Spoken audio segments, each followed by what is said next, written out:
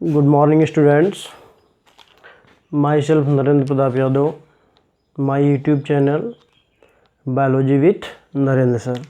So students, we are going to explain about the word of living.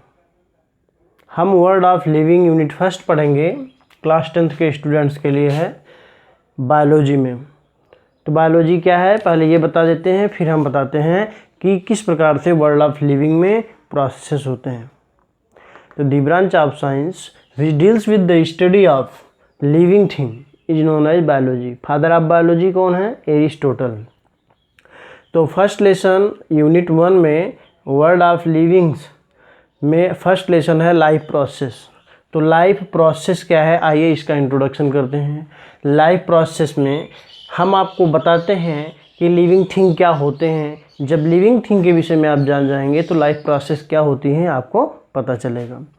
तो living things क्या हैं? Living things are complex organisation of molecules which perform certain life process such as growth, reproduction, metabolism etcetera that distinguish them from non living thing. तो living thing के कुछ important characters होते हैं जो non living thing से उनको differ करते हैं। तो अभी हमने बताया लिविंग थिंग के क्या कैरेक्टर्स हैं। लिविंग थिंग में रिप्रोडक्शन होता है, ग्रोथ होता है, सेंसिटिविटी होती है, अडेप्टेबिलिटी होती है, रिप्रोडक्शन होता है, न्यूट्रिशन होता है, मीन्स और इनकी अपनी डेफिनेट लाइफ साइकिल होती है, इनका एक सेल स्ट्रक्चर होता है, जो कि ये चीज़ें नॉन लिविंग थिंग में नहीं होती हैं। तो नॉन लिविंग थिंग में नहीं होती हैं, जिनमें नहीं होती उन्हें नॉन लिविंग थिंग कहते हैं, और जिनमें ये प्रोसेस होते हैं उन्हें लिविंग थिंग कहते हैं। तो इस लिविंग थिंग में क्या जैविक क्रियाएं होती हैं, किस प्रकार की जैविक क्रियाएं हैं, उन जैविक क्रियाओं को हम क्या कहते हैं, उनसे उनका क्या बेनिफिट है। आइए हम बात करते हैं लाइफ के प्रोसेस कैसे चलते हैं, जैव प्रक्रियाएँ क्या हैं।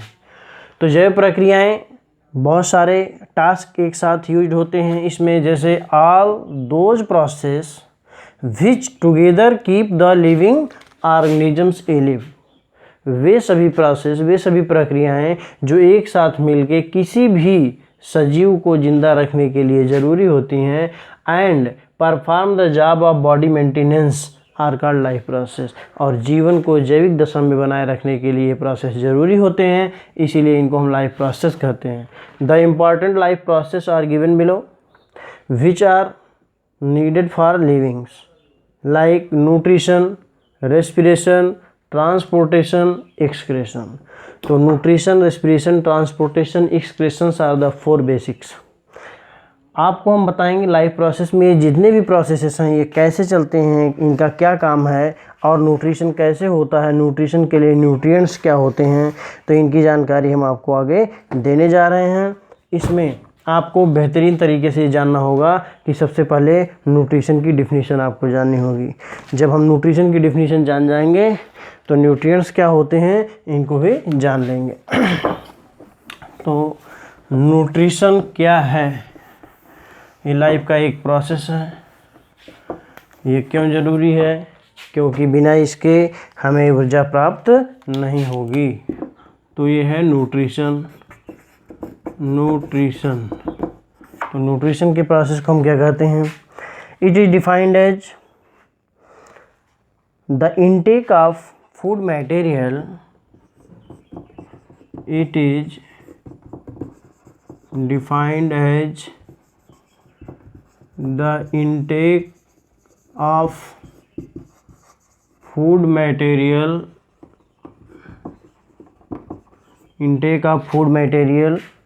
and its utilization by an organism, and its utilization by an organism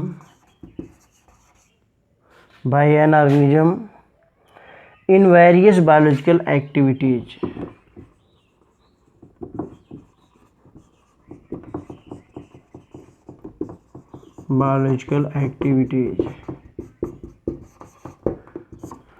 It means ये हम इसको डिफाइन कर रहे हैं, एक प्रोसेस है जिसमें कोई भी लिविंग ऑर्गेनिज्म न्यूट्रिएंट्स को अपटेक करता है, लेता है, और उसके बाद इसका यूटिलाइजेशन करता है बायोलॉजिकल प्रोसेस के थ्रू, बायोलॉजिकल एक्टिविटी के थ्रू इस प्रोसेस को हम न्यूट्रिशन कहते हैं।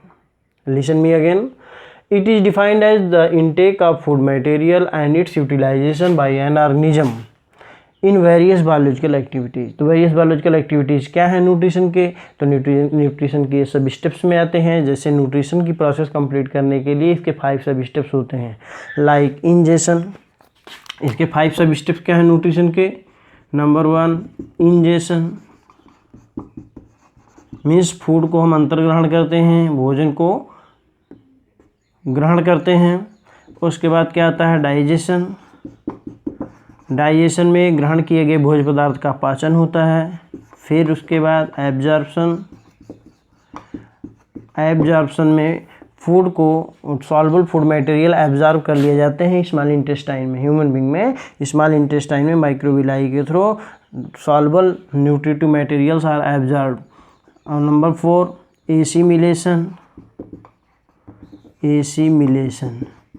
Assimilation is a process in which the respiratory substrates are mixed with bloodstream and reach to their cell and tissue, where oxidation takes place. After oxidation, release energy that is utilized for biological activities. That is called assimilation. Number 5 excretion. Excretion means removing the waste material by an organism time to time from body that is harmful for us. This is process is called excretion. तो excretion में क्या होता है? Waste material को बाहर remove out कर दिया जाता है। तो ये प्रोसेस न्यूट्रिशन के होते हैं। इन प्रोसेस से होकर गुजरता है न्यूट्रिएंट्स, तब इसका कंप्लीट यूटिलाइजेशन होता है। तो इस प्रकार से न्यूट्रिशन क्या है, कितने स्टेप से गुजरता है, किस प्रकार से एनर्जी प्राप्त होती है, इसकी कंप्लीट जानकारी हम अगले वीडियो में करेंगे। तो सबसे पहले स्टूडेंट्स हम बात करते हैं कि न्यूट्रिएंट्स क्या होते हैं। What are nutrients? ये न्यूट्रिएंट्स क्या हैं, इनको हम पहले आपको बताएंगे। न्यूट्रिएंट्स,